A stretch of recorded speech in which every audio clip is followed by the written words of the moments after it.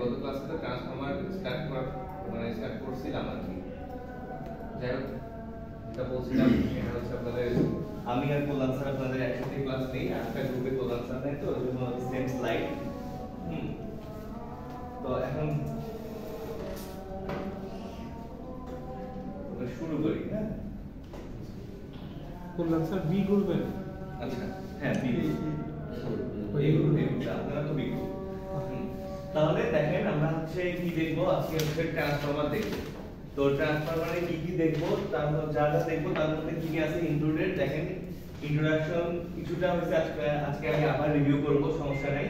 তারপর working principal, ট্রান্সফরমারের construction, type of transformer, তবে ইএমএফ ইকুয়েশন আর ভোল্টেজ ট্রান্সফরমেশন, এগুলো দেখবো। যেগুলো আসলে মেইন প্রয়োজন এগুলোতে বেশি ফোকাস করব, আর বাকিগুলো আপনাদেরকে মোটামুটি দেখাই দেওয়ার চেষ্টা করব, যেহেতু আপনাদের মানে টাইমও খুব বেশি নাই। হ্যাঁ, তো ট্রান্সফরমারটা কি সেদিন যেটা বলছিলাম গত ক্লাসে, ট্রান্সফরমার একটা স্ট্যাটিক ডিভাইস। স্ট্যাটিক মানে কি, মানে হচ্ছে যেমন আমরা যেমন হচ্ছে মোটর করছি, মোটরে কি হয়, মোটরে ইন্ডাকশন প্রসেস হয়েছে, ইন্ডাকশন মোটরে কিন্তু এখানে রোটেটিং পার্টস ছিল, মানে কিছুটা অংশ ঘুরছে বা হচ্ছে মুভ করছে, রোটেট করছে।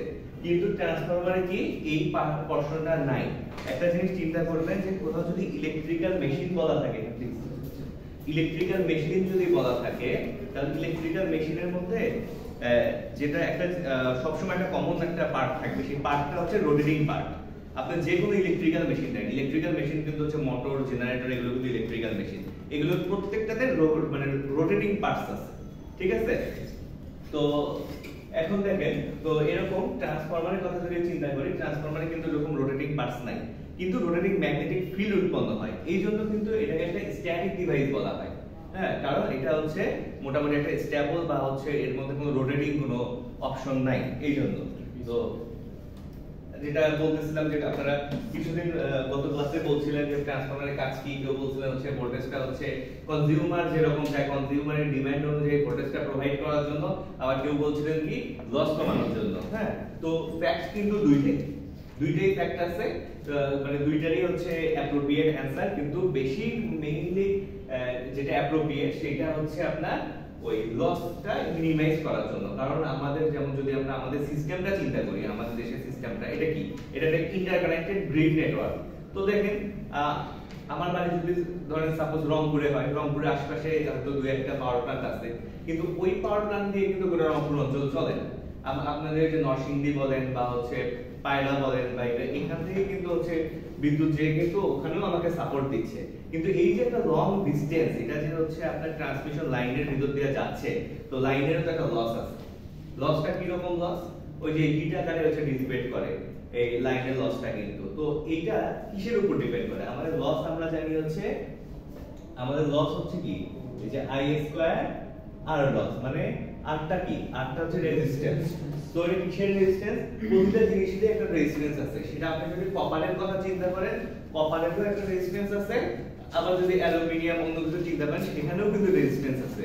তো দেখেন আমরা যে ট্রান্সমিশন লাইনটা ইউজ করি, যে আমাদের যে ওভারহেড লাইনটা আছে, ওই ওভারহেড লাইনটা কিন্তু এটারও কিন্তু একটা নিজস্ব রেজিস্ট্যান্স আছে।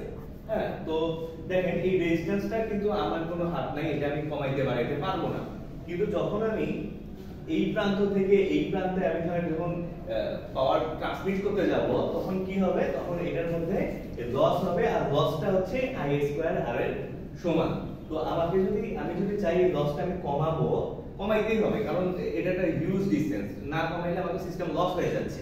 তাহলে কমানোর জন্য আমাকে যেটা করতে হবে, আমি I এর ভ্যালুটা কমাইতে পারি। যদি আমি I এর ভ্যালুটা কমাই, তাহলে এই পুরো সিস্টেমটা যেহেতু এটা মাল্টিপ্লাই হয়ে যাচ্ছে, এটা কমে যাবে। তো দেখেন I টা আমি কিভাবে কমাবো, এটা কমাইতে পারি আমি ট্রান্সফরমারের মাধ্যমে। কিভাবে, ধরেন আমার যে জেনারেশন স্টেশনগুলো আছে, এগুলো কিন্তু ম্যাক্সিমাম 11 কেভি জেনারেট করে। 11 কেভি, এটা বিভিন্ন ক্যাটাগরিতে বিভিন্ন রকম হয়, সেটা প্রবলেম না। আমাদের প্রবলেম হচ্ছে আমরা হচ্ছে এই আইটা কমাবো। এখন ট্রান্সফরমার যেটা করে, ট্রান্সফরমারের দুইটা উইন্ডিং থাকে, একটা প্রাইমারি উইন্ডিং একটা সেকেন্ডারি উইন্ডিং।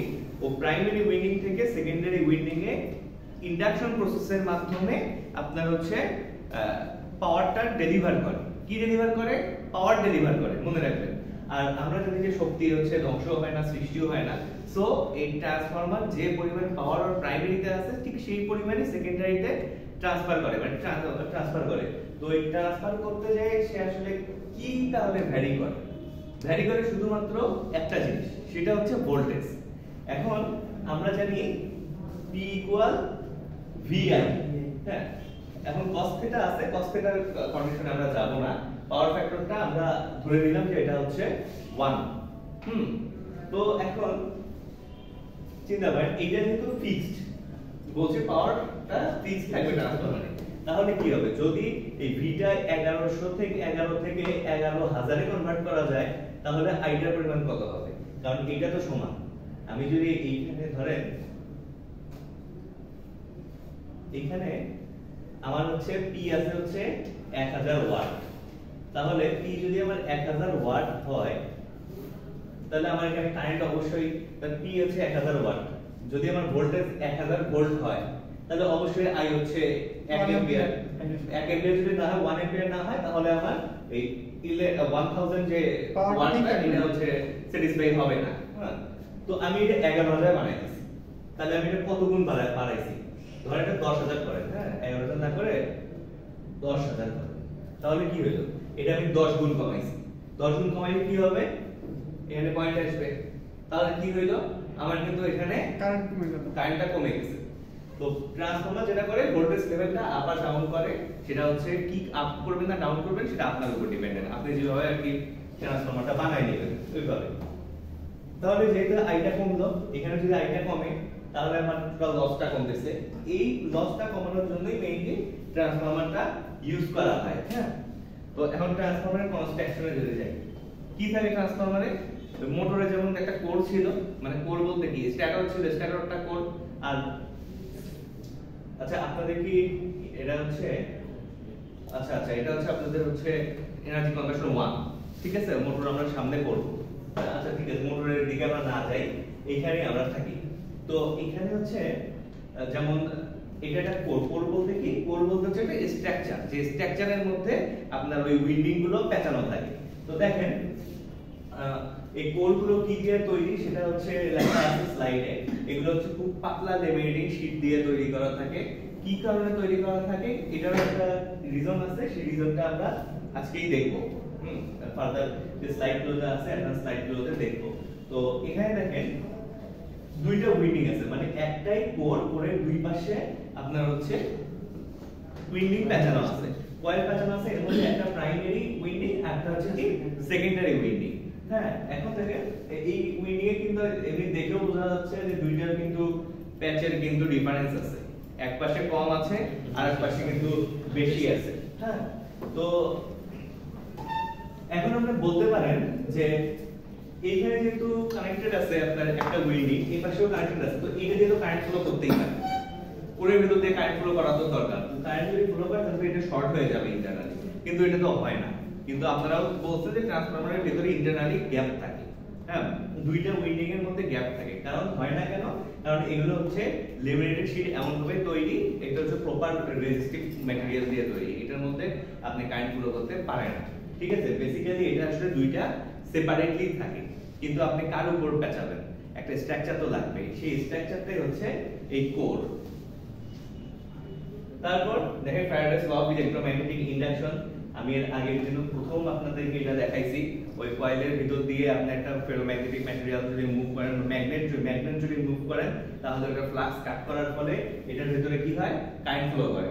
হ্যাঁ, তো এখানে একটা কথা আছে, সেটা হচ্ছে এই বার ম্যাগনেট তোর ভিতর মুভ করানো হয়েছিল, যার ফলে কাট করে আপনার কারেন্ট ফ্লো করছে।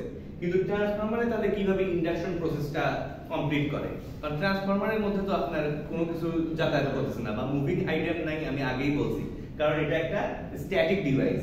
ঠিক আছে, তো তো এখানে যেটা হচ্ছে যখন আপনি ওই ট্রান্সফরমারে থ্রি ফেজ কানেকশন দিচ্ছেন, এটা ধরেন আপনার প্রাইমারি উইন্ডিং, এটা যখন আপনি কানেকশন দিচ্ছেন আর এটা হচ্ছে একটা সেকেন্ডারি উইন্ডিং, ঠিক আছে? তো এখানে কানেকশন দিচ্ছেন, এখানে একটা রোটেটিং ম্যাগনেটিক ফিল্ড উৎপন্ন হচ্ছে। এখানে একটা রোটেটিং ম্যাগনেটিক ফিল্ড উৎপন্ন হচ্ছে, যে ফিল্ডটা মানে ম্যাগনেটিক একটা ফিল্ড উৎপন্ন হচ্ছে, যে ফিল্ডটা হচ্ছে আপনার এই যে কয়েলটা আছে এই কয়েলটাকে কাট করার ফলে এইখানে একটা ভোল্টেজ জেনারেট হয়, ঠিক আছে?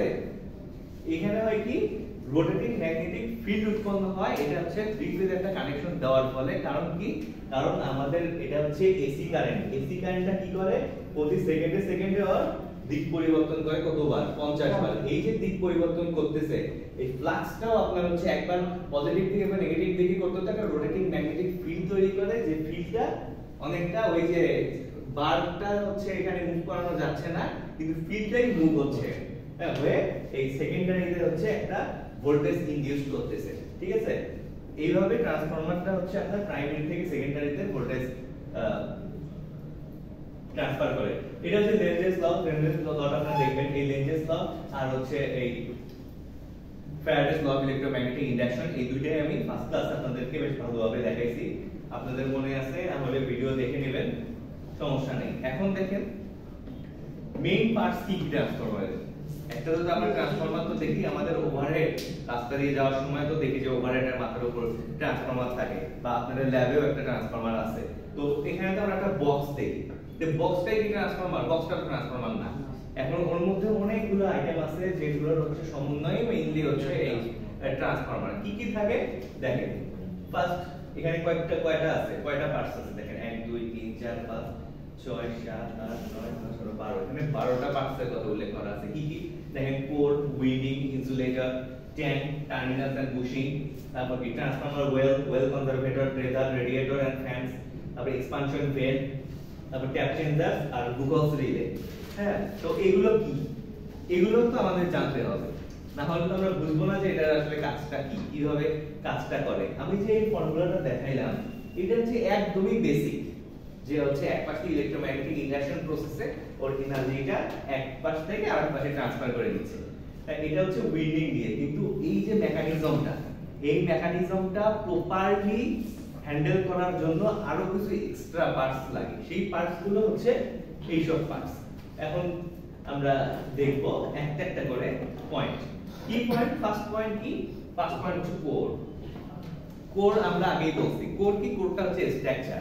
ওই স্ট্রাকচারের মধ্যে, যে স্ট্রাকচারের মধ্যে হচ্ছে ওই উইন্ডিং গুলো, তারগুলো, কয়েলগুলো পেঁচানো থাকে, এইটাই হচ্ছে আমার কোর। হ্যাঁ, এখানে হচ্ছে ইলাবোরেট করে কিছু হচ্ছে ফর্মালি কিছু জিনিস লেখা আছে, আপনাদের এক্সামে এইভাবে লেখার চেষ্টা করবেন। অথবা আমি সবসময় বলি আমার ইয়াতে এগুলো লেখার কোনো প্রয়োজন নাই, যেটা আপনি বুঝতে পারছেন সেটা নিজের ভাষায় লিখবেন, উল্টাপাল্টা কিছু লিখবেন না, জাস্ট এইটাই। ঠিক আছে? কি বলেন? নামটা এমন ভাবে বুঝি যে আপনারা বোঝেন না। না, দেখেন ওইভাবেই আপনাকে লিখতে হবে, যেটা আসলে অ্যাপ্রোপ্রিয়েট, যেটা আসলে আমরা বুঝবো। ঠিক আছে? এইটা আপনাকে ফার্স্ট চিন্তা করবেন, যেটা আমরা বুঝি। ঠিক আছে? ইডি কারেন্ট একটা জিনিস লেখা। হ্যাঁ, আচ্ছা, হ্যাঁ হ্যাঁ হ্যাঁ, কোথায় লেখা আছে বলেন? এডি কারেন্ট দেখছেন এখানে? এখন ট্রান্সফরমারে কিছু লস আছে, বুঝছেন? দুই রকম লস আছে, একটা কোর লস, কপার লস। এই কোর লসের মধ্যে আছে এডি কারেন্ট লস আর হিস্টেরেসিস লস। এটা আলোচনা করব আজকে, ঠিক আছে? ইনশাআল্লাহ আজকেই করব। দেখেন এখানে হচ্ছে এই কোরের জিনিসগুলো লেখা আছে, দেখেন এটা হচ্ছে সিলিকন কন্টেন্ট স্টিলও ইউজ করা হয়, এগুলো হচ্ছে যে কোরগুলো বানানোর জন্য। আর কোরগুলো কিন্তু একটা না, এটা কিন্তু একটা স্টিলের স্ট্রাকচার না, এটা খুব পাতলা। কত পাতলা দেখেন, ওই যে কি বলছে এটা, 50 হার্জের জন্য 0.35 মিলিমিটার, 0.35 1 মিলিমিটার না, কিন্তু 0.35, অনেক কিন্তু ছোট। হ্যাঁ, এই রকম হচ্ছে লেমিনেটেড পার্টগুলো অনেকগুলো একসাথে করে এটা বানানো হয়। ওই যে যেটা বলতেছিলাম এডি কারেন্ট লস, ওই এডি কারেন্ট লস আর হিস্টেরেসিস লস কমানোর জন্য ওই একটার পর একটা পাত লাগায়, তাহলে তো একটা ইনসুলেটেড একটা ম্যাটেরিয়াল দিয়ে দেওয়াই যেত, ওইটার জন্য কিন্তু এটা ইউজ করা হয়, এটা আমি বলবো। দেখেন এরপর উইন্ডিং। উইন্ডিং কি এখানে বলা আছে, আমি বলে যাই, আপনারা হচ্ছে এই জিনিসটা ক্যাচ করার চেষ্টা করেন। উইন্ডিং হচ্ছে যে কয়েলটা পেঁচানো থাকে সেটাই উইন্ডিং। লো, এটা হচ্ছে দুইটা উইন্ডিং থাকে, একটা প্রাইমারি একটা সেকেন্ডারি। এখন বলেন তো প্রাইমারিতে কম টার্ন থাকে নাকি মানে টার্ন হচ্ছে পেঁচানোটা কম প্রাইমারিতে থাকে নাকি সেকেন্ডারিতে কম? প্রাইমারিতে কম কেন থাকে? এটা তো স্যার ট্রান্সফরমার টাইপের উপর নির্ধারণ করে। এক্স্যাক্টলি, এটা কিন্তু ট্রান্সফরমারের টাইপের উপর নির্ভর করবে। কি রকম? এটা হচ্ছে লো মানে আপনার হচ্ছে এটা স্টেপ ডাউন ট্রান্সফরমার নাকি স্টেপ আপ ট্রান্সফরমার? হ্যাঁ, এখন আপনি এটা যেভাবে ইউজ করবেন। এখন আমার বাসায় ধরেন আমি একটা ট্রান্সফরমার আমাকে প্রয়োজন হচ্ছে, কারণ আমার বাসায় হচ্ছে ফ্ল্যাট আছে ধরেন আপনার 50টা। তখন আমি কি করব? আমাকে তো সবাইকে 220 ভোল্ট দিতে হবে। তো এইভাবে 220 ভোল্ট দিতে গেলে দেখা যাবে যে আমার পাওয়ার ফ্যাক্টরের উপর একটা ইমপ্যাক্ট করবে। তখন আমাকে করতে হবে কি 11 কেভি লাইন নিয়ে এসে আমার বাসা থেকে ওদেরকে সাপ্লাই দিতে হবে। সেক্ষেত্রে আমার তো প্রাইমারিতে থাকবে কি বেশি টার্ন থাকবে, আর সেকেন্ডারিতে তখন কম টার্ন থাকবে। এটা আসলে পারপাজের উপর। আবার যেটা আমি বলছি যে আপনাকে ট্রান্সমিট করবেন পাওয়ার, সেক্ষেত্রে আপনাকে কি করতে হবে? স্টেপ আপ করতে হবে। কারণ প্রাইমারিতে কম থাকবে, সেকেন্ডারিতে বেশি থাকবে। হ্যাঁ, এটা পারপাজের উপর ডিপেন্ড করে। ঠিক ওই জিনিসগুলো এখানে লেখা আছে। হ্যাঁ, যে হাই ভোল্টেজ সাইডটাতে হচ্ছে বেশি টার্ন থাকে আর লো ভোল্টেজ সাইডটাতে হচ্ছে কম টার্ন থাকে। ঠিক আছে? তো এখন দেখেন ইনসুলেটর। ইনসুলেটরটা কি? এটা হচ্ছে 3 ফেজ ট্রান্সফরমার। আমি যে আপনাকে অপারেশনটা দেখাইছি, এটা হচ্ছে সিঙ্গেল ফেজের ক্ষেত্রে একটা খুবই কমন একটা স্কিমেটিক আপনাকে দেখাইছি। যখন 3 ফেজের ব্যাপার আসবে তখন জিনিসটা একটু কমপ্লেক্স হয়ে যাবে। তখন আপনার ব্যাপারটা কি রকম হবে? পাশাপাশি তো তিনটে থাকবে 3 ফেজের ক্ষেত্রে। তো এই তিনটার মধ্যে যদি একটার সাথে একটা কানেক্টেড হয়ে যায় তাহলে তো শর্ট হয়ে যাবে। কি করতে হবে? ভিতরে খুবই ভালো করে একটা ইনসুলেটিং মিডিয়াম ইউজ করতে হবে। এই ইনসুলেশনের জন্য কি ইউজ করা হয়? বিভিন্ন ধরনের ম্যাটেরিয়াল ইউজ করা হয়। দেখেন এগুলো কিন্তু হাই টেম্পারেচার ক্যাপাবিলিটি আছে এই সব ম্যাটেরিয়ালে, যেগুলো অনেক টেম্পারেচারেও গলে না বা এই ইনসুলেশন ব্রেক করে না। আরো কি আছে জানেন? আরো কি ইউজ করা হয় দেখেন ইনসুলেশনের ক্ষেত্রে। এটা হচ্ছে আচ্ছা ট্রান্সফরমার ওয়েলে গিয়ে আমরা ওগুলো পড়বো, ঠিক আছে? তো এই ইনসুলেশনটা কেন ইউজ করা হয়? যেন একটা ফেজ থেকে আরেকটা ফেজে কোনোভাবে যেন লিকেজ না হয়, ঠিক আছে? তারপর দেখেন কি আছে? Transformer tank. এই জিনিসটাই আমরা সাধারণত দেখি, হ্যাঁ, সব সময়। তো এই ট্যাঙ্কটা কি? ট্যাঙ্কটা কি করে দেখেন, এটাই হচ্ছে কি লিখছে, the main tank is a part of a transformer serves two purpose. কি পারপাস দেখেন? একটা হচ্ছে উইন্ডিং গুলোকে প্রোটেক্ট করে, আর একটা কি করে? আসলে সম্পূর্ণ স্ট্রাকচার তো একটা লাগবে। একটা আপনি কোনো কিছু গঠন করতে গেলে একটা স্ট্রাকচার লাগবে। এটা মেইনলি কি? এটা মেইনলি একটা স্ট্রাকচার যেটা সবগুলো কম্পোনেন্টকে হাউজিং করে রাখে। হ্যাঁ, স্ট্রাকচারটা এরকমই কেন? মানে এটা অন্য আচ্ছা সেটাও দেখবো, আসেন। ভালো কথা বলছেন। এইটা কেন? আচ্ছা দাঁড়ান, ওইটাতেও আসতেছি। এখন আচ্ছা এখানে 12টা পয়েন্ট দেখছি আমরা। 12টা পয়েন্ট শেষ করি, তারপর কোশ্চেনটা আপনাকে আবার করব, ঠিক আছে? আপনি অ্যানসার দিবেন। তো এখন দেখেন টার্মিনাল আর বুশিং। টার্মিনাল আর বুশিং কি? আপনি কখনো ট্রান্সফরমারের উপরে এইসব জিনিস দেখছেন? এগুলো কি? এগুলো হচ্ছে দেখেন আপনি যখন আমরা হাই ভোল্টেজে কাজ করি, হাই ভোল্টেজে যখন কাজ করি, এখানে আপনি অলরেডি কিন্তু বুঝতেছেন দেখেন ট্রান্সফরমারের একটা উইন্ডিং থেকে আরেকটা উইন্ডিং এর কোনো কানেকশনই নেই। তারপরও কি হচ্ছে? তারপর সেম পাওয়ার ডেলিভার করতেছে ইন্ডাকশন প্রসেসের মাধ্যমে, ঠিক আছে? এটা কিন্তু ফ্রিকোয়েন্সি ডিপেন্ডেন্ট। ফ্রিকোয়েন্সি ছাড়া কিন্তু এটা হবে না। কারণ আপনাদেরকে আগের দিন বলছিলেন যে ডিসি ট্রান্সফরমার কোথায় দেখছেন আপনারা? বলেন। ডিসি তে আসলে পসিবল না। কারণ কি? কারণ আমরা বলছিলাম যে হচ্ছে যে ফ্লাক্স কাট করে রোটেটিং ম্যাগনেটিক ফিল্ড। আপনার হচ্ছে ডিসি যদি আপনি ট্রান্সফরমারে দেন তখন ফিল্ড ঠিকই ক্রিয়েট করবে, ফিল্ড ম্যাগনেটিক ফিল্ড কিন্তু ক্রিয়েট করবে, কিন্তু এটা রোটেটিং হবে না।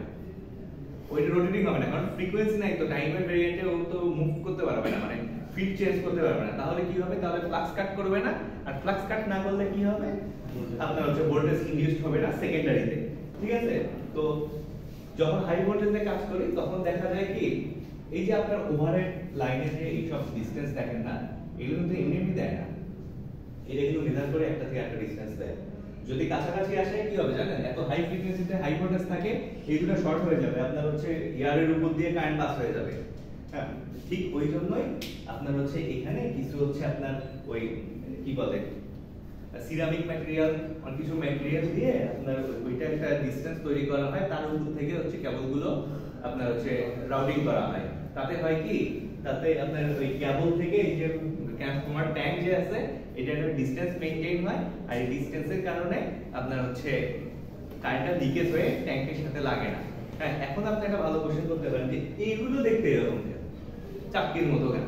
হ্যাঁ, কারণ আছে, কারণটা কি, এটা যদি একটা সম্পূর্ণ বার দিয়ে দিত তাহলে হয়তো এটা একটা সিমুলেশন আছে, আপনারা হয়তো অ্যানিমেশন আমি দেখছি, অ্যানিমেশন দেখলে আপনি বুঝতে পারবেন এই যে লিকেজ কারেন্টটা যেটা আপনাকে বললাম, ফ্লাক্স গুলো আসলে কিভাবে ক্রিয়েট হয়, ফ্লাক্স গুলো আসলে এইভাবে কিন্তু ম্যাগনেটে ক্রিয়েট হয়, দেখেন এই যে এইভাবে থাকে, হ্যাঁ এইভাবে থাকে। তো যদি এরকম একটা বার দিয়ে দেওয়া হতো সিরামিকের, এখান থেকে তার নিয়ে যাওয়া হতো, এখানে হচ্ছে ট্রান্সফরমারের মধ্যে কানেকশনটা থাকতো, এইরকম যদি ব্যাপারটা হইতো তাহলে কি হতো দেখেন, এই যে ফ্লাক্স গুলো আছে না, ফ্লাক্স গুলো সহজেই এখানে আপনার কি বলবো এখানে ইফেক্ট করতে পারতো, কিন্তু এখানে যখন এরকম যে ছাতার মতো দিয়ে দেওয়া হয় বুঝছেন, তখন এগুলো হচ্ছে বাধা পেয়ে পেয়ে এইখান পর্যন্ত আপনার হচ্ছে ইয়ে আসে না। আবার আরেকটা জিনিস কি হয় জানেন, উপর থেকে যখন আপনার রেইন ড্রপস পড়ে তখন আবার এগুলো ছাতার মতো কাজ করে, ঠিক আছে, তখন হচ্ছে এই আপনার ওই ইয়া দিয়ে ভিতরে ভিতরে বা হচ্ছে পানি দিয়ে আবার শর্ট হয়ে যাওয়ার একটা চান্স থাকে, সেই চান্সটাও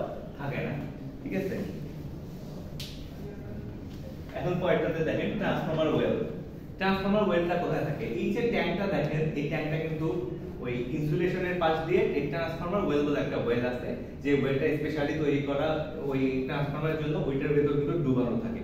এই দেখেন এটা কিন্তু সব যে কম্পোনেন্ট গুলো কিন্তু ভিতরে তেলের মধ্যে ডুবানো থাকে। তেলটা আসলে কাজ কি, তেলটা কিন্তু একটা ইনসুলেশন মিডিয়াম হিসেবে কাজ করে, ওই যেমন ওই ইনসুলেটর দিয়ে যেমন ওয়েলগুলো প্যাঁচানো থাকে, ঠিক তেমনি এই ওয়েলটাও কিন্তু আপনার ইনসুলেটিং, এটার ভিতর দিয়ে কিন্তু কারেন্ট ফ্লো করতে পারে না, ঠিক আছে। এর পারপাস দেখা আছে, ঠান্ডাও করে স্যার, হ্যাঁ, আবার কুলিং পারপাসেও কিন্তু ইউজ হয়। কুলিং পারপাস কিভাবে হয়, কুলিং পারপাসে কিভাবে ইউজ হয় সেটা দেখেন, ওই যে বলছেন যেটা হচ্ছে নিচের দিকে কনজারভেটর ট্যাঙ্কের মাধ্যমে গরম হইলে তখন হচ্ছে এটা সার্কুলেট করবে ভিতরে সার্কুলেট করে কি হবে, নিচের দিকে গরম হইলে উপরের ঠান্ডাগুলো নিচে আসবে, নিচের গরমটা উপরে আসবে, এইভাবে সার্কুলেটও হয়। হ্যাঁ, এটা কুলিং পারপাস আর হচ্ছে আপনার ইনসুলেটিং পারপাস হিসেবে ইউজ করা হয়। এটার প্লাস পয়েন্ট দেখছেন 310 ডিগ্রি সেলসিয়াস, এটা কিন্তু অনেক টেম্পারেচার কিন্তু সহ্য করতে পারে। ওয়েল কনজারভেটর, এই ওয়েল কনজারভেটরের কাজ কি, এই ওয়েল কনজারভেটরটা এমন একটা জিনিস, হ্যাঁ এই ওয়েল কনজারভেটরটা দেখেন, এইখানে আপনার হচ্ছে ওয়েল স্টোর থাকে, কিরকম কিছু সময় কিন্তু মাঝে মাঝে হয় কি এক্সপ্যানশন কিন্তু হয়, আপনার যখন হিট যখন বেশি হয় তেল কিন্তু আপনার বাড়ে, আবার যখন মানে ঠান্ডা হয়ে যায় তখন তেল কমে যায়। এই কমা বাড়ার মধ্যে যেন তেল শূন্য হয়ে না যায় সেই জন্য এটার ভেতর ওয়েল স্টোর করে রাখা হয়, বুঝছেন, বুঝতে পারছেন ঘটনাটা, এটার ভিতর স্টোর হিসেবে করে রাখা হয়। ওই উপরে যে গোল একটা এরিয়া দেখেন, পোরশন দেখেন, ওইটার মধ্যে আসলে ওই ট্রান্সফরমার ওয়েল স্টোর করে রাখা হয়, ওইটার সাথে পাইপ দিয়ে আবার কানেক্টেড থাকে হচ্ছে ভিতরে। তারপর দেখেন ব্রেদার, ব্রেদার মানে হচ্ছে আমরা যে ব্রিদিং সিস্টেম যে আমাদের আছে ঠিক ওই রকমের একটা ব্রিদিং সিস্টেম ট্রান্সফরমারের আছে। কি রকম, আমি আপনাকে বললাম যে ওই যে এটা কি, এটা কিন্তু এক্সপ্যানশন ট্যাঙ্ক, যেটা যে কত মানে প্রিভিয়াস স্লাইডে দেখছি। তো যখন আপনার ধরেন ট্রান্সফরমারের ভিতরে টেম্পারেচার বেড়ে গেছে, তাহলে কি হচ্ছে, তাহলে হচ্ছে এখানে ওয়েলটা এক্সপ্যান্ড হবে, যখন বেশি হবে ওইটা তো ভ্যাকুয়াম হয়ে আপনার হচ্ছে ওই পাইপ দিয়ে ওয়েল কনজারভেটরের সাথে ট্যাঙ্কটা লাগানো, তখন এটা সম্পূর্ণটা ভর্তি থাকে না, এটা মোটামুটি খালি থাকে, তখন কি হবে, এটা উপরে উঠে যাবে, তেলটা উপরে উঠবে মানে কনজারভেটরের উপরে উঠবে, কারণ আপনার যে ট্রান্সফরমার ট্যাঙ্কটা, মেইন যে ট্রান্সফরমার ট্যাঙ্কটা যেটার মধ্যে ট্রান্সফরমারটা থাকে মেইনলি, ওইটা সব সময় ওইটা ভর্তি থাকে ওয়েল দিয়ে। এখন যখন এক্সপ্যান্ড হবে তখন তেলটা কি করবে, কনজারভেটরের মধ্যে কিন্তু বাড়া কমা করে, আর ওই ট্রান্সফরমার যে মেইন ট্যাঙ্ক ওইটার ভিতর কিন্তু বাড়া কমা করে না, ওইটা সবসময় ফুল থাকে।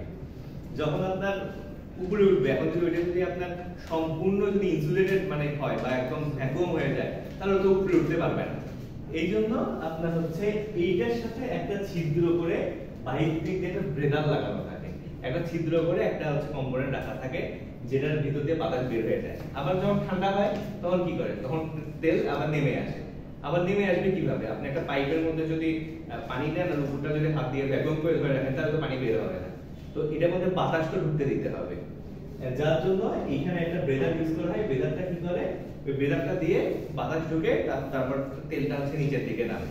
কিন্তু এইখানে হচ্ছে একটা বড় একটা চ্যালেঞ্জ, সেটা হচ্ছে হ্যাঁ এই যে ময়েশ্চার, ময়েশ্চার তেলটা তো আমি বললাম যে আপনার হচ্ছে এটা টোটালি হচ্ছে ইনসুলেটেড একটা ওয়েল, কিন্তু এটার ভিতর দিয়ে যদি কারেন্ট ফ্লো করে তাহলে কি হবে? তাহলে তো ভিতরে শর্ট হয়ে যাবে। তাহলে কি করবেন? কারণ ময়েশ্চার যদি ঢোকে বা পানি ঢোকে তাহলে আপনার এটা শর্ট হয়ে যাবে, তেলের যে ওই ইনসুলেটিং যে ফর্মুলা ইয়াটা এটা নষ্ট হয়ে যাবে। সো দেখেন এখানে ব্রেদার ইউজ করা হয়েছে, আর এই ব্রেদারটার মধ্যে কি আছে? এটার মধ্যে হচ্ছে আপনার সিলিকা জেল থাকে। সিলিকা জেল চেনেন আপনারা? যেটা হচ্ছে যে ময়েশ্চার ইয়ে করে আমরা হচ্ছে বিভিন্ন কিছু, যেমন কিছু ইমার্জেন্সি কম্পোনেন্ট, ইমার্জেন্সি না ঠিক মানে এলিট কম্পোনেন্ট বলা যায়, ধরেন আপনার ক্যামেরা বা কিছু যেন যে ফাঙ্গাস না জন্মে এই জন্য আমরা সিলিকা জেল দিয়ে রাখি, বা কোনো হয়তো মেডিকেল ইকুইপমেন্টের মধ্যে আমরা সিলিকা জেল দিই যেন হচ্ছে ময়েশ্চার না ঢোকে। হ্যাঁ, তো এইটা ব্রেদারটার মধ্যে নিচে হচ্ছে সামনে মানে ইয়া থাকে, বাতাস ঢোকা জায়গা থেকে উপরে চেম্বার সম্পূর্ণ অনেকটা পোরশন দেখবেন আপনার সিলিকা জেল দিয়ে ভরানো থাকে, যে বাতাসটা যখন ভিতরে ঢুকবে যেন ওর মধ্যে ময়েশ্চার না যায়। বুঝতে পারছেন? এই যে রেডিয়েটর এন্ড ফ্যানস কুলিং পারপাসে কিভাবে ইউজ হয়? আপনি যে বলছেন যে তেলটা কুলিং পারপাসে ইউজ হয়, তেলটা ধরেন নিচের দিকে গরম তেল আছে, উপরের দিকে ঠান্ডা আছে, কি করবে? উপরের তেল নিচে আসবে, নিচেরটা উপরে যাবে। এটা আমরা নরমাল যে হিট এক্সচেঞ্জের যে ফর্মুলা আছে, নরমাল ফর্মুলা, সেটা দিয়ে আমরা জানি। এখন উপরে যে গেল গরম তেলগুলো, এগুলো ঠান্ডা হবে কিভাবে? এগুলোকে কি ঠান্ডা করবে? এগুলো যেটা হচ্ছে আপনার নরমাল আমরা যেগুলো ওভারহেড ট্রান্সফরমার দেখি, এগুলো সাধারণত ন্যাচারালি ঠান্ডা হয়। আর যেগুলো বড় বড় ট্রান্সফরমার আছে, ধরেন আপনার ওই যে 11 কেভি জেনারেট করছে যেগুলো, এখান থেকে হচ্ছে আপনার 230 কেভি তে কনভার্ট করে, হ্যাঁ, এগুলো তো হিউজ হিট জেনারেট করে। এগুলোতে কি হয়? এগুলোতে ঠান্ডা করার জন্য এগুলো হচ্ছে রেডিয়েটর ইউজ করা হয়। রেডিয়েটর কি? রেডিয়েটর যেটা হচ্ছে হিট ডিসিপেট করে দেয়, আর ফ্যান ইউজ করা হয় রেডিয়েটরের মাঝে মাঝে ওইটাকে বাতাস দেওয়ার জন্য। আর আপনার একটা কথা ছিল কি, ট্রান্সফরমারের ডিজাইনটা কেন এরকম? ওইরকম খাঁচকাটা গুলো দেয় কারণ হচ্ছে এগুলোর মধ্যে বাতাস মানে নরমালি বাতাস ফ্লো করার সময় এগুলোর মধ্যে হচ্ছে বাতাস জমে, বাতাস জমে কি করে? হিটটা এক্সচেঞ্জ করে, যার জন্য ডিজাইনটা কিন্তু এরকম করা হয়। ঠিক আছে, মানে এটা মেইনলি যে হিট এক্সচেঞ্জের জন্য। আবার দেখেন এইগুলো তো রেডিয়েটর আছে, খাঁচকাটা আছে, কিন্তু এটা হচ্ছে আপনাকে ব্লো এয়ার দেওয়া হচ্ছে। এটারও কিছু হচ্ছে সিস্টেম আছে, কয়েক রকম কুলিং আছে। হ্যাঁ, ওয়েল ন্যাচারাল কিছু হলো, ওয়েল আপনার হচ্ছে well cooled, well natural, air natural. এটা কি? ন্যাচারাল ওয়েল আর ন্যাচারাল এয়ার দিয়ে হয়। আবার ওয়েল ফোর্স এয়ার ফোর্সও আছে, এটা হচ্ছে এয়ার ফোর্স মেবি এটা। হ্যাঁ, আর ফোর্স করে এয়ার দিয়ে এটাকে ঠান্ডা করা হচ্ছে। এই যে এখন আসলে এক্সপ্যানশন ভেন্ট, এটা কি? আপনার প্রেসার কুকার তো দেখছি আমরা, প্রেসার কুকারে এক্সপ্যানশন ভেন্ট দেখছেন? এক্সপ্যানশন ভেন্ট না, এটা একটা সেফটি ভালভ থাকে। কেমন থাকে এটা? ওইটা মানে এটা হচ্ছে আপনাকে মানে অ্যাক্সিডেন্ট থেকে আপনাকে বাঁচাবে। কিভাবে? ওইটা তো আমার হচ্ছে যে ভিতরে যে এরিয়াটা কি বলবো, যে হচ্ছে আপনার স্টিমটা, হ্যাঁ এক্স্যাক্টলি, স্টিমটা তো বের হয়ে যাচ্ছে উপর দিয়ে, শুধু বাই এনি চান্স যদি ওই ফাংশনটা যদি ডিসেবল হয়ে যায়, কোনো কারণে ধরেন আপনার ডাস্ট বা কিছু বা ময়লা বা কোনো কারণে ওইটা আপনার আটকাই গেল, ও আর স্টিমটা বের করে দিতে পারছে না, তখন কি হবে? তখন তো এটা ব্লাস্ট হয়ে তো আমাদের তো ক্ষতি হয়ে যাবে। এই জন্য একটা এক্সপানশন ভেন্ট বা একটা সেফটি ভেন্ট দেওয়া থাকে, যেটা হচ্ছে নির্দিষ্ট প্রেসারের উপর গেলে এটা খুলে যাবে। তাহলে হবে কি, তারপর অ্যাক্সিডেন্ট থেকে বাঁচতে হবে। অনেকটা হচ্ছে সার্কিট ব্রেকারের মতো, ঠিক আছে? তো ওইরকম একটা এক্সপানশন ভেন্ট এখানে ইউজ করা হয় যদি বাই এনি চান্স ট্রান্সফরমারের ফাংশনগুলো নষ্ট হয়ে যায়, ভিতরে ধরেন লিকেজ হয়ে গেছে, লিকেজ হয়ে হিট অনেক বেশি হয়ে গেছে, বা হচ্ছে কি বলে ওই ভিতরে ইনসুলেশন ব্রেকডাউন হয়ে গেছে, ব্রেকডাউন হয়ে হিট বেশি হয়ে গেছে, তখন ভিতরে এত একটা প্রেসার তৈরি হয়ে গেছে, ট্রান্সফরমার ব্লাস্ট হয়ে গেলে দেখা যাবে মাথার উপর তো থাকে, আশেপাশে লোকজন অনেকেই থাকে, গরম মধ্যে যদি দেখছেন তো 360 ডিগ্রি সেলসিয়াস পর্যন্ত তেলের হচ্ছে আপনার প্লাস পয়েন্ট না হলে তো 200 ডিগ্রি সেলসিয়াস যদি হয়ে যায় বা 100 ডিগ্রি সেলসিয়াস হলে তো আমরা সিদ্ধ হয়ে যাবো। তো ওই জন্য একটা এক্সপানশন ভেন্ট দেওয়া থাকে, যেটা হচ্ছে খুলে যায় ওইটাকে আর কি বাঁচাতে পারবে। কিভাবে খুলেছে? এটা এটা কেউ খুলে না, এটা নিজেই খুলে যায়। মানে এই ফাংশনটা এরকম, একটা হচ্ছে প্রেসার, মানে একটা নির্দিষ্ট প্রেসারটা সেট করা আছে, সেট করা বলতে কি মেকানিজমটা এরকম যে ওই প্রেসার ভিতরে ক্রিয়েট হলে ওটা আপনার একদম নিজে থেকে খুলে চলে যাবে, বুঝছেন? মানে আলাদা কোনো ব্লাস্ট বা কিছু হইলো না, ওইটা খুলে যাবে। তো এটা কিন্তু কেউ খুলে না, মানে মানুষ খুলে না, নির্দিষ্ট প্রেসারে অটোমেটিক খুলে যায়। বুঝতে পারছেন? Tap changers, tap changers tap মানে হচ্ছে আপনার নির্দিষ্ট পছন্দ মতো কোনো একটা পর্ষণ ঠিক করা। এর কিরকম ধরেন আপনার হচ্ছে, তো আমি আপনাদেরকে দেখাই ট্যাপ চেঞ্জার্স কি দেয়।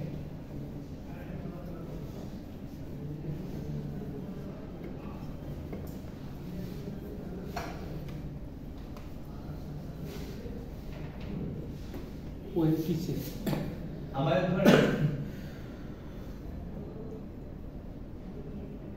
এটা একটা উইন্ডিং এ ভোল্টেজ দেওয়া আছে, হ্যাঁ,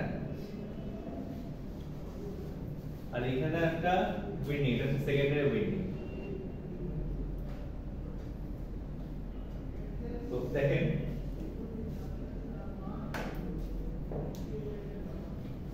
এখানে দেওয়া আছে হচ্ছে 11 কেভি, ঠিক আছে।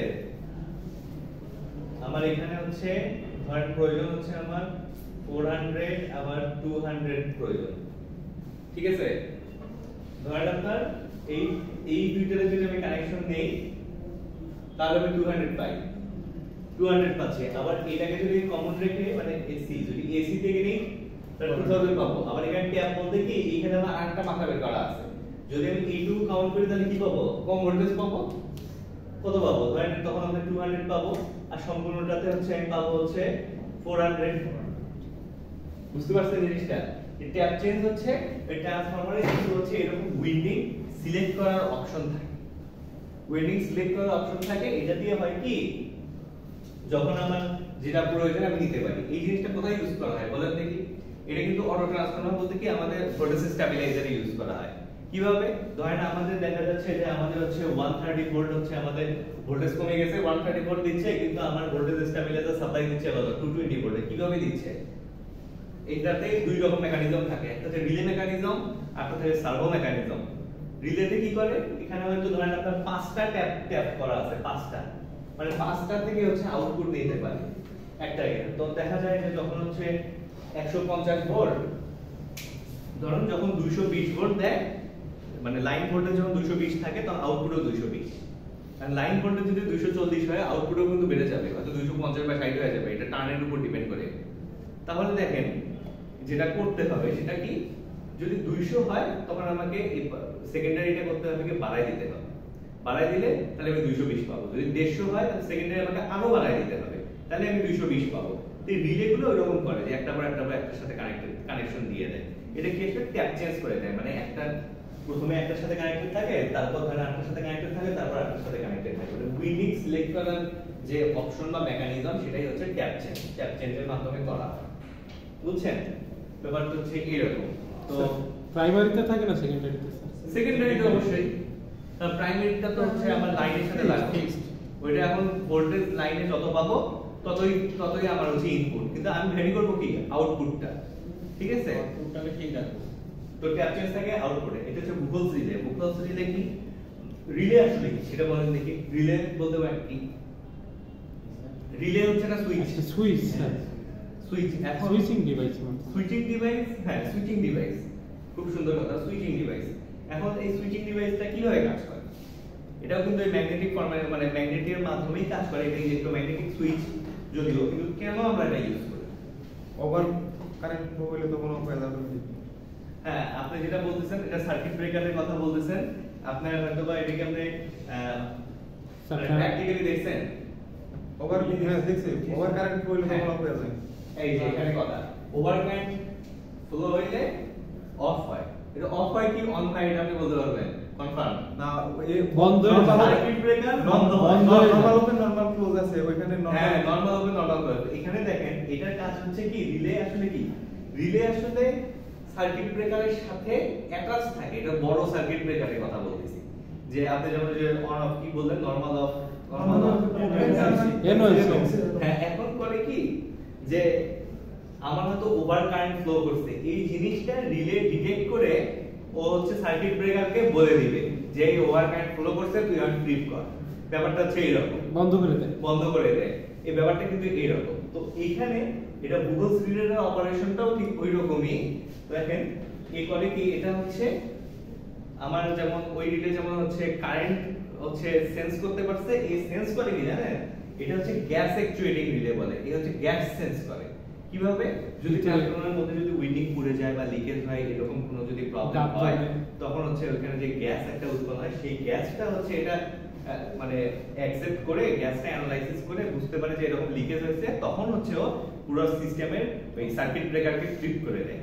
এটা হচ্ছে বুগলস রিলের কাজ, এটা হচ্ছে গ্যাস অ্যাকচুয়েটিং রিলে। এই কিন্তু আপনার গ্যাস সেন্স করে। তাহলে গ্যাসটা তৈরি হয় কি কারণে স্যার? ওই যে ট্রান্সফরমারের মধ্যে ধরেন আপনার ওয়েল আছে, এখন ধরেন যদি আপনার ভিতরে যদি লিকেজ হয়, এটা তো প্রচুর হিট আপনার জেনারেট করবে, শর্ট সার্কিট হয়ে যাবে, তখন তো আপনার তেলও বার্ন হয়ে যাবে, ওয়েল বার্ন হয়ে তখন হচ্ছে হিট উৎপন্ন হয়, গ্যাস উৎপন্ন হবে। ওই গ্যাসটা হচ্ছে আপনার এই বুগলস রিলে হচ্ছে এটা ওইটা আপনার অ্যাকসেপ্ট করে, ডিটেক্ট করার পরে হচ্ছে আপনার সিস্টেম ট্রিপ করে। বুঝতে পারছেন? তাছাড়া স্যার কাজ করে না, মানে কাজই বুগলস ওইটা। রিলে তাছাড়া কাজ করে না। এই বুগলস রিলে দিয়ে আপনি ওই সার্কিট ব্রেকারের অপারেশন না না করতে স্যার, পারবেন। সার্কিট ব্রেকার না, হ্যাঁ। ওই যে ওয়্যালের অনেক দিন ইউজ হয়ে গেলে হ্যাঁ হ্যাঁ হ্যাঁ, ওয়েল এটাও ডিটেক্ট করে স্যার? না, ওইটা বুগলস রিলে ডিটেক্ট করে না। ওয়েলের কিন্তু প্রতিটা জিনিসের একটা আপনার হচ্ছে এক্সপায়ার ডেট বা হচ্ছে একটা টাইম ডিউরেশন কিন্তু আছে। ওয়েলের কালারের একটা বিষয় থাকে। কালারটা কি হয়, আপনি যখন যে মোটর বাইকে যে আপনি লুব্রিকেটিং ওয়েলটা ইউজ করেন, ওইটাও তো আপনার বার্ন হয়ে ব্ল্যাক হয়ে যায়। ওইটা কখনো কি থাকে, ওটা তো অফ হোয়াইট থাকে, ক্রিম কালার থাকে, আর কিছু কিছু হচ্ছে রেড কালারও থাকে, কিন্তু ওইটা কিন্তু সব সময় মানে বার্ন হয়ে ব্ল্যাক হয়ে যায়। তো এটা আসলে কি দেখেন, আপনি যে বললাম যে বার্ন হয়ে ব্ল্যাক হয়ে যায়, এটা যদি আপনি আজকে বাইকে ওয়েল চেঞ্জ করে 2 দিন পর যদি আপনি খোলেন, দেখবেন কিন্তু ব্ল্যাক হয়ে গেছে। কিন্তু ওর যে হচ্ছে কি বলে মানে হ্যাঁ, ওর যে আপনার মেকানিজমটা সেটা কিন্তু ঠিক থাকে। ওইটা হয়তো বা 1000 কিলোমিটার, 1200 কিলোমিটার বা 1500 কিলোমিটার পর্যন্ত সাস্টেইন করার মতো ক্যাপাবিলিটি থাকে। ঠিক ট্রান্সফরমারেও ওই রকম, কিন্তু আপনার এই যে জিনিসটা, এটা কিন্তু ওইটা ডিটেক্ট করবে না, এই জাস্ট ডিটেক্ট করবে গ্যাস। আর গ্যাসটা উৎপাদন কিভাবে হবে, এটা হবে হচ্ছে আপনার লিকেজের মাধ্যমে। তো এখন কি হবে, যদি আপনি ওই ট্রান্সফরমারের ওয়েল যদি বছরের পর বছর চালান, তখন কি হবে, তখন হবে যেটা খুব সহজেই লিকেজ হয়ে যাবে। ঠিক আছে, খুব সহজেই লিকেজ হবে। লিকেজ হলে কি হবে, ওই বেসিক্যালি আপনার বুগলস রিলে হচ্ছে গ্যাস ডিটেক্ট করবে, ডিটেক্ট করে হচ্ছে শাটডাউন করে দেবে। তাহলে স্যার ডেফিনেশন কিভাবে বলা যায়, মানে আমরা যদি সহজ কথায় বলতে চাই? Buchholz relay is one of the most important parts of oil transformer, well in-use transformer rated over 5500 kVA. It is an well and gas actuated relay that is used to sense faults occurring in the parts. সব লেখা আছে, আমি হয়তো এইভাবে বলতেছি, describe করে বলতেছি বাংলা দিয়ে। স্যার আমাদের এটাই মনে থাকবে আপনি যেটা বলতেছেন। বুঝছেন? হ্যাঁ, এইভাবে লিখবেন, আমি তো বলছি এইটাই লিখবেন, আমি তো বারবার বলছি এটা হচ্ছে গ্যাস অ্যাকচুয়েটেড। তারপরে মনে থাকলে তো হবে না, যখন আপনাদেরকে কিন্তু এইভাবে দেখতে হবে। এই স্লাইড গুলো এইভাবে ইলাবোরেট করে কিন্তু স্লাইড বানানোর সিস্টেম না।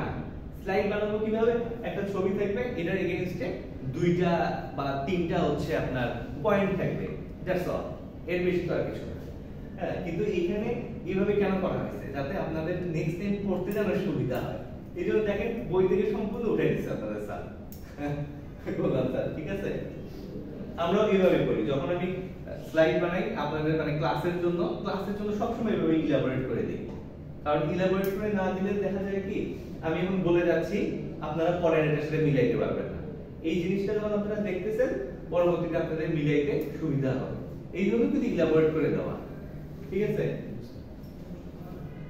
তারপর দেখেন এখানে আছে হচ্ছে ওই সেম জিনিস আবার ঘুরে আসছে। ট্রান্সফরমার কনসিস্ট অফ 2 কয়েল, একটা থাকে হচ্ছে আপনার প্রাইমারি কয়েল, সেকেন্ডারি কয়েল, তার মধ্যে কি থাকে, লেমিনেটেড স্টিল কোর থাকে। যাই হোক, এটা ওরকম ইম্পর্টেন্ট কিছু না, ইম্পর্টেন্ট না বলতে এইগুলো বলে ফেলছি। হ্যাঁ, তো আচ্ছা, দুই টাইপের আছে, কোর টাইপ, শেল টাইপ, এগুলো প্রয়োজন নাই এখন। আচ্ছা, দেখেন আইডিয়াল ট্রান্সফরমার। আইডিয়াল ট্রান্সফরমার কি? আইডিয়াল ট্রান্সফরমার হচ্ছে যেটা এতক্ষণ আপনাদেরকে দেখাইছি, সেটাই আইডিয়াল ট্রান্সফরমার। কেন ideal transformer? An ideal transformer is one which has no loss. আমি বলছি পাওয়ার এই পাশ থেকে ওই পাশে যায়, কোনো কিছু হয় না, সেম পাওয়ার যায়। কিন্তু এখানে কি বলতেছে, আইডিয়াল ট্রান্সফরমার ওটা যেটার কোনো লস নাই। কারণ আমি যেটা দেখাইছি সেটা হচ্ছে আইডিয়াল ট্রান্সফরমার। কিন্তু বাস্তব ট্রান্সফরমারটা কি, মানে রিয়েল লাইফে আসলে কি, সেটা এখন আমরা দেখবো।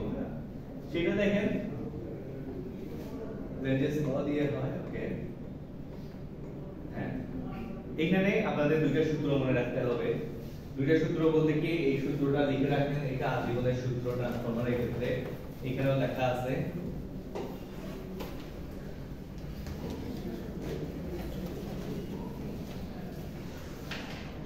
এখানে স্যার এটা মানে ইলাবোরেট করেছে, মানে ডিরাইভ করে দিয়েছে নাকি যে ইপিপি দেখেন এখানে ইপি আর ইএস এখানে হচ্ছে প্রাইমারি ভোল্টেজ, ইএস হচ্ছে সেকেন্ডারি ভোল্টেজ।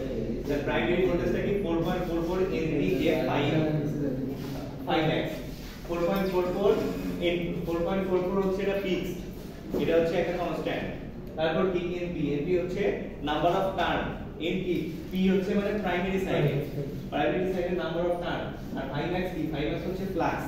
হ্যাঁ ফ্লাক্স। তো এইটা এই যে এখানে লেখা আছে কোনটা কি, এইটা হচ্ছে ড্রাইভ করে এই যে এটা আসছে, এটা কি দেখেন আমি আপনাকে লিখে দেই একটা।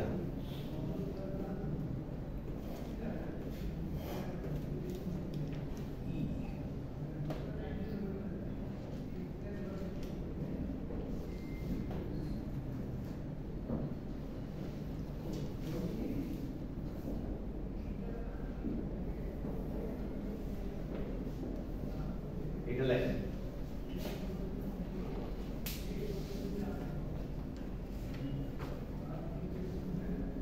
এটা আই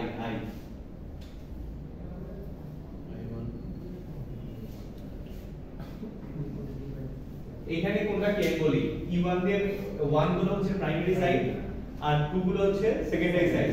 E1 মানে কি প্রাইমারি সাইডের ভোল্টেজ, E2 কি সেকেন্ডারি সাইডের ভোল্টেজ, N1 কি প্রাইমারি সাইডের টার্ন, N2 কি প্রাইমারি সাইডের সেকেন্ডারি সাইডের টার্ন, I1 হচ্ছে প্রাইমারি কারেন্ট আর I2 হচ্ছে সেকেন্ডারি কারেন্ট। কে কি কে হচ্ছে ট্রান্সফরমার কনস্ট্যান্ট।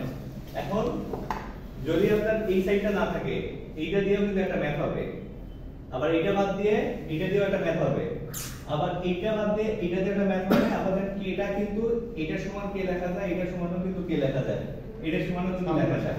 ঠিক আছে, এই জিনিসটা আপনারা মাথায় রাখবেন। এই যে এখানে কিন্তু দেওয়া আছে কি যে প্রাইমারি সেকেন্ডারি দেওয়া আছে সেম, কিন্তু দেখেন আমি E1 E2 দিছি, আচ্ছা তাকে এভাবে লিখবো। হ্যাঁ এটা ঠিক আছে, দেখেন এটা বুঝতে আমরা সুবিধা হবে। আচ্ছা ঠিক আছে, দেখেন এটা মিলছে V2 by V1 I1 by I2, এই যে ধরেন V2 by V1 I1 by I2, এইটা আবার V দিয়ে ডিনোট করা হয়েছে, T এর এনার্জি। আচ্ছা V দিব নাকি, হ্যাঁ ঠিক আছে, দেন এনালাইজ ভোল্টেজ। ঠিক আছে, ব্যাপারটা বুঝতে পারছেন। এখন এখানে কি লিখছে, এখানে লেখা আছে কি N2 N1 মানে কি N2 টা বড় যদি হচ্ছে সেকেন্ডারি প্রাইমারি থেকে বড় হয়, then transformer is called step up transformer, step down transformer, step up transformer আপনারা ভালো বোঝেন। ওইটুকুই শুধু বুঝছি। আচ্ছা ওইটুকু বুঝতে পারছেন, ওইটা তো ভালো, কারণ আমি তো আগে শুরু করিনি, যে আজকে শিখলেন দেখলেন, আজকে অনেক কিছু সম্পর্কে জানলেন, এখন আপনারা যা স্টাডি করবেন তখন ভালোভাবে সবকিছু বুঝতে পারবেন। এখন আসি নতুন কথায়। নতুন কথা কি রকম, এখন transformer with losses but no magnetic leakage. তো এটা মানে কি, ট্রান্সফরমার হচ্ছে দুই রকম লস আছে, একটা কি কোর লস, একটা কপার লস। যখন আপনার কি লিখছে when such a transformer is on no load, no load থাকলে কি হবে আর লোডে থাকলে কি হবে। নো লোড থাকলে হবে কি, নো লোড মানে কি,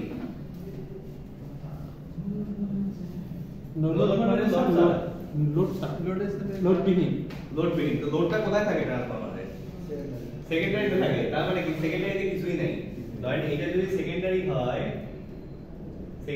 তাহলে এটা ওপেন, এটা যখন ওপেন থাকবে তখন কি হবে, আর এই পাশে তো সবসময় ক্লোজ আছে, ক্লোজ থাকবে, এই পাশে তো হচ্ছে সাপ্লাই।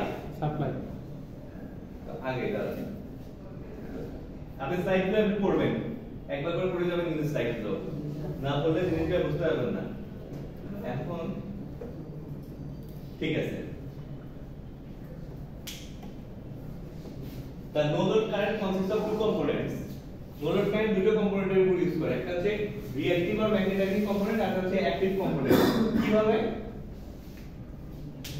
যখন আপনার এটা ওপেন, এই পাশে কিন্তু কারেন্ট ফ্লো করতেছে না, কিন্তু এইখানে কিন্তু ঠিকই কারেন্ট ফ্লো করতেছে। কিসের জন্য কারেন্ট ফ্লো করতেছে, এখানে সাপ্লাই তো দিছেন, কিন্তু এইখানে তো আপনার কোনো ইয়া নাই, মানে পাওয়ার তো ডেলিভার হচ্ছে না।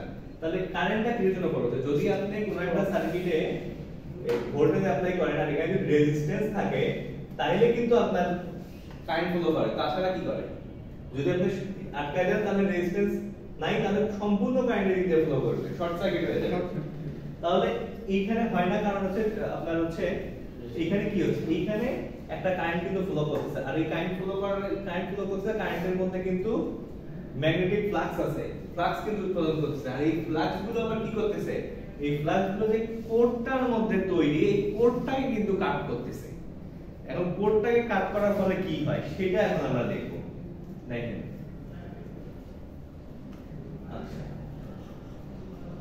আচ্ছা কোডটাকে কিভাবে কাটছে, এখন আমরা যদি ট্রান্সফরমার টেস্টে আসি, দেখেন এখন আমরা টেস্ট করব হচ্ছে, আচ্ছা এই টেস্টে এই জিনিসটা ভালোভাবে বোঝানো যাবে। কতদিন ক্লাসটা হইলে ট্রান্সফরমার টেস্টটা কি রকম? দেখেন ট্রান্সফরমার টেস্ট কয় রকম, দুই রকম, একটা ওপেন সার্কিট টেস্ট, একটা short circuit test. Open circuit টেস্টে কি হয়, ওপেন সার্কিট টেস্টে যে ছবিটা এখন আঁকাইছিলাম ওরকম ঠিক ওইটা হয়। কি হয়, একটা হচ্ছে ইয়ার থাকে, এখানে কয়েল থাকবে, আর হচ্ছে এটা কি থাকবে, এটা হচ্ছে এদিকে এক ওইটা হচ্ছে আপনার ওপেন থাকবে পরের পার্সনটা। এখন দেখেন এখানে ওপেন সার্কিট টেস্টে মেইনলি কিভাবে ওপেন সার্কিট টেস্ট করা হয়। ওপেন সার্কিট টেস্টে দেখেন এই মাথাটা ওপেন আছে, হ্যাঁ, আর এই পাশে কি আছে, এই পাশে একটা ওয়াটমিটার ইউজ করা হয়েছে, একটা ভোল্টমিটার ইউজ করা হয়েছে, একটা অ্যামিটার ইউজ করা হয়েছে। এটা মানে কি, এটা মানে হচ্ছে ওয়াটমিটার পাওয়ার মেজার করবে, আর ভোল্টমিটার কি করবে, ভোল্টেজ মেজার করবে, অ্যামিটার কারেন্ট মেজার করবে। কিসের কারেন্ট, কিসের ভোল্টেজ, কিসের হচ্ছে ওয়াট, কারণ এই পাশে তো ওপেন, এটা কি মেজার করবে। এখন যখন এখানে ভোল্টেজ অ্যাপ্লাই করব, তখন এই কোরের ভেতর দিয়ে ওই ম্যাগনেটিক ফ্লাক্স যে তৈরি হবে, ওই ম্যাগনেটিক ফ্লাক্সটার জন্য একটা কারেন্ট ইনডিউস হবে, সেই কারেন্টটা এই কোরের ভেতর দিয়ে হচ্ছে ফ্লো করবে। হ্যাঁ, এই কোরের ভেতর দিয়ে ফ্লো করার কারণে কি হবে, কোরের মধ্যে কেন ফলো করবে, কারণ কোরের মধ্যে একটা রেজিস্ট্যান্স ক্রিয়েট হবে। যদিও আমি প্রথমে বলছি যে এটা ইনসুলেটিং, কিন্তু আসলে প্রকৃতপক্ষে তো কোনো জিনিসই 100% ওইরকম ইনসুলেটিং বা ম্যাগনেটিক কোনো কিছু হচ্ছে করা সম্ভব হয় না। ঠিক আছে, এরপর আপনাদের কার ক্লাস फिजिक्स कैसा কায়সা স্যার, ও কায়সা স্যার না, এটা কি আছে বুলবুল স্যার নাকি? আচ্ছা ঠিক আছে, আচ্ছা এরপর আমার ম্যাথের ক্লাস আছে, ম্যাথের অবশ্য বেশি কোনো লাগবে না, প্রবাবিলিটি স্ট্যাটিস্টিক্স। আচ্ছা আচ্ছা 5 মিনিট নেই, হ্যাঁ सर अपनी मैथ हो ना হ্যাঁ, একটা প্রবাবিলিটি আর স্ট্যাটিস্টিক্স একটা সাবজেক্ট আছে আমার, হ্যাঁ। আচ্ছা 5 মিনিট নেই। তো দেখেন এই শর্ট সার্কিট টেস্টে কি হয়, সরি ওপেন সার্কিট টেস্টে আসছি আমরা।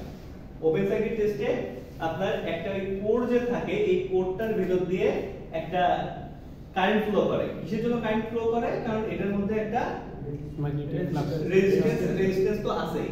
তো যেহেতু কারেন্ট ফ্লো করে, তাহলে কি হয়, V সমান I আর তাহলে কি হয়, এখানে একটা ভোল্টেজ ড্রপ করে। কি ভোল্টেজ ড্রপ করা মানে কি, মানে হচ্ছে এখানে পাওয়ারটা কিন্তু কিছুটা হয়তো ড্রপ হচ্ছে। এখন এইখানে যে ভোল্টেজটা ড্রপ হইলো কোরের মধ্যে, সেটা আমরা পাবো ভোল্টমিটারে, আর যে কারেন্টটা ফ্লো করছে সেটা পাবো হচ্ছে অ্যামিটারে। আর ওয়াটমিটারে কি পাবো, ওয়াটমিটারে পাবো হচ্ছে পাওয়ারটা। তো এইভাবে এই মাথাটা ওপেন রেখে এখানে আমরা কি ভোল্টেজ অ্যাপ্লাই করব, এখানে আমরা রেটেড ভোল্টেজ অ্যাপ্লাই করব। রেটেড ভোল্টেজ মানে হচ্ছে সর্বোচ্চ ভোল্টেজে মনে করেন অ্যাপ্লাই করলাম, করার ফলে কি হলো, এই যে ওয়াটমিটারে যে ভ্যালুটা পাবো, এইটা হচ্ছে আমাদের কি লস, এটা হচ্ছে আমাদের কোর লস। ঠিক আছে, এটা কোর লস। কোর লসটা কি, কোর লসটা হচ্ছে দুই ধরনের, একটা হচ্ছে কি কারেন্ট, একটা হচ্ছে এডি কারেন্ট, আর একটা হচ্ছে হিস্টেরিসিস, যেটা আপনি ওই যখন আমি কোর দেখাচ্ছি তখন আপনি বলছিলেন। তো এই যে এডি কারেন্ট আর হিস্টেরিসিস, এই দুইটা লস হয় হচ্ছে আপনার এই কোরের মধ্যে। আর এইটা হচ্ছে ফ্রিকোয়েন্সি ডিপেন্ডেন্ট, কিন্তু এটা ফ্রিকোয়েন্সির উপর ডিপেন্ড করে আপনাদের হচ্ছে এই জিনিসটা হয়। ঠিক আছে, আচ্ছা সিএম স্যার এই ক্লাস হ্যাঁ আচ্ছা ঠিক আছে, আজকে ওপেন সার্কিট পর্যন্তই থাক, হ্যাঁ তাহলে আমরা নেক্সট বুঝতে পারছেন না, ক্যালকুলেশন